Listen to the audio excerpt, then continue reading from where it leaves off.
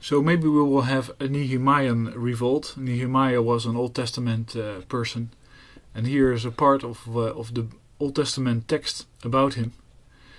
It says, "Now the men and their wives raised a great outcry against the Jewish brothers. Some were saying, 'We and our sons and daughters are numerous. In order for us to eat and stay alive, we must get grain.' Others were saying, 'We are mortgaging our fields, our vineyards and our homes to get grain during the famine.' Still others were saying, 'We had to borrow money to pay the king's tax on our fields and vineyards.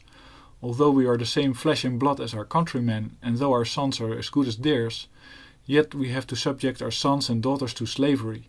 Some of our daughters have already been enslaved, but we are powerless, because our fields and vineyards belong to others.' And then Nehemiah says, 'When I heard their outcry and these charges, I was very angry. I pondered them in my mind and then accused the nobles and officials. I told them, "You are exacting usury from your own countrymen." So I called together a large meeting to deal with them and said, "As far as possible, we have bought back our Jewish brothers who were sold to the Gentiles. Now you are selling your brothers only for them to be sold back to us." And they kept quiet because they could find nothing to say. So I continued, "What you are doing is not right. Shouldn't you walk in the fear of our God to avoid reproach of our Gentile enemies? I, my brothers and my men are also lending the people money and grain, but let the exacting of usury stop. Give back to them immediately their fields, vineyards, olive groves and houses, and also the usury you are charging them, 100th part of the money, grain, new wine and oil."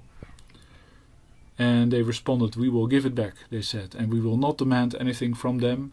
We will do as you say." So this guy was pretty effective.